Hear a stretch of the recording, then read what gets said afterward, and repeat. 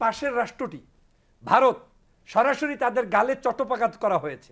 বাংলাদেশের জনগণ 5 তারিখের এই বিজয় করেছে শুধুমাত্র শেখ হাসিনার হাত থেকে বিজয় নয়, বরং ভারতীয় আধিপত্যবাদের বিরুদ্ধে জনগণের সম্মিলিত উদ্যোগের একটি বিজয় ছিল।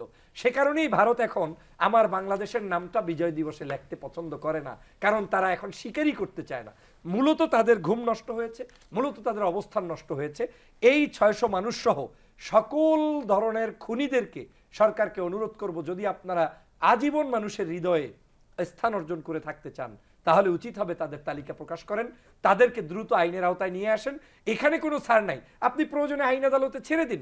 উনি যদি জামিন নিয়ে, উনি যদি ভবিষ্যৎ প্রসিকিউটরের মধ্য থেকে তিনি যদি এই প্রসেস মেনটেন করে নির্দোষ প্রমাণিত হন, আমরা কোনো আওয়ামী লীগকে অবশ্যই কোনো ধরনের অন্যায় বিচার করব না। যেটা আওয়ামী লীগ করেছে 2013 সালে, শাহবাগ তৈরি করে এদেশের নিজামীকে হত্যা করেছে, মুজাহিদকে হত্যা করেছে, তারপরে কাদের মোল্লাকে হত্যা করেছে, তারপরে সালাউদ্দিন কাদের চৌধুরীকে হত্যা করেছে, তারপরে আপনার সাংবাদিক সাগর রুনিকে হত্যা করেছে, তারপরে আপনার বাংলাদেশের এম ইলিয়াস আলীকে আমরা পাচ্ছি না, গুম করেছে, আমান আল আজমি সহ আপনি দেখেন এই যে মীর কাসেম আলীর সন্তান, এরা আয়নাঘর করেছে। এই ধরনের অত্যাচার তো এখনো কিছু হয় নাই। বাংলাদেশের ন্যায্যতা তখনই আপনি করবেন যতটুকু আওয়ামী লীগ আপনার সাথে করেছে তাটা রিটার্ন ব্যাক দেওয়া পর্যন্ত। প্রয়োজনে জনগণের সামনে আপনি একটা আয়নাঘর প্রকাশ করুন, যে আয়নাঘরে গ্লাস ফিট করা থাকবে, এসি দিয়ে দেন, অসুবিধা নাই, কিন্তু মাটির নিচে ওইরকম করে আয়নাঘর তৈরি করুন।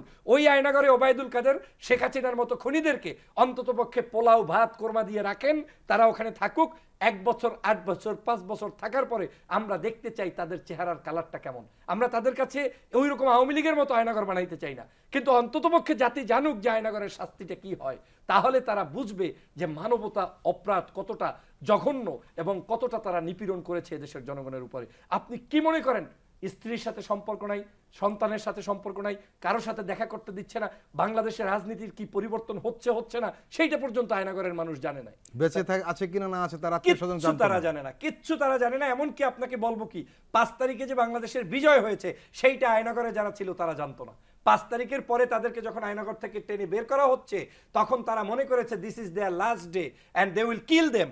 এই চিন্তা করে তারা কলেমা পরে রেডি হয়ে গিয়েছে, কিন্তু তারা জানে না যে we are waiting for them to welcome them. এই জিনিসটা তারা জানে নাই, কিন্তু তারা যখন নতুন বিশ্ব দেখলো, নতুন বাংলাদেশ দেখলো, তারা হতভম্ব হয়ে গিয়েছে, মানসিকভাবে তারা বিকারগ্রস্ত হয়েছে। অতএব আমি মনে করি কোনো অবস্থাতে কোনো খুনির সাথে সম্পর্ক রক্ষা করার কোনো সুযোগ নাই, এবং সেখানে কোনো কূটনৈতিক সম্পর্কের বিষয় আমাদের সাথে নেই। ভারত আমার সাথে যেভাবে খেলছে, শেখ হাসিনা আমার সাথে যেভাবে খেলছে, আমাকে সেইভাবে খেলতে হবে। আমি ভারতের কথায় বাংলাদেশকে চালাতে চাই না। আমার পররাষ্ট্রনীতি হবে সাম্যতা, মর্যাদার ভিত্তিতে, এবং যেই মর্যাদাটা তারা রাখতে পারেন। আপনি দেখেন এখন শেখ হাসিনার জন্য কথা হচ্ছে, কয়েকদিন আগে আপনার নিশ্চয়ই মনে আছে চিন্ময়, এই চিন্ময়কে নিয়ে ভারত কিন্তু পর্যন্ত কান্নাকাটি শুরু করছে, আমাদের কাছে রিকোয়েস্ট করতেছে, এমনকি ওদের একজন সচিব আসছিল, সেও পর্যন্ত চিন্ময় ইস্যুতে কথা বলেছে। কিন্তু আজকের এই বাংলাদেশে গত 16 বছর এত মানুষকে জঘন্যভাবে হত্যা করেছে, কারো বিষয়ে ভারত কথা বলে নাই, চুপ করে বসেছিল। অর্থই হচ্ছে এই দেশে হত্যা একমাত্র তাদেরকেই করা যায় যারা এই দেশের দেশপ্রেমিক, যারা স্বাধীনতার যুদ্ধের জয় করার পরে এই দেশের নাগরিক হিসাবে দেশটাকে সুন্দরভাবে চালাতে চায়, এবং যারা এদেশের মুসলিম আধিপত্য সকল বিষয়কে নিয়ে এদেশের হিন্দু মুসলমান ঐক্যবদ্ধ থাকতে চায়, তাদেরকে মূলত তারা টার্গেট করে এরকম করেছে। অতএব আমি মনে করি এই 6 শতাধিক মানুষকে যারা প্রশ্রয় দিয়েছে তারা ভুল করেছেন, তারপরেও তাদেরকে এখন দ্রুত গতিতে গ্রেপ্তার করা উচিত, এবং যাদেরকে বিদেশে পাঠানো হয়েছে তাদেরকে আইন আদালতের মাধ্যমে দ্রুত বাংলাদেশে আনতে হবে। এবং সেক্ষেত্রে ভাইয়া আপনাদের কাছে অনুরোধ থাকবে, কড়া মেসেজ দিতে হবে যাতে করে ওই যারা গিয়েছে তাদেরকে ভারত পাঠাতে বাধ্য হয়। কারণ এখন পর্যন্ত আমার জানা মতে আমাদের দেশ থেকে যারা পালিয়েছে ম্যাক্সিমাম ভারতেই অবস্থান করতেছে।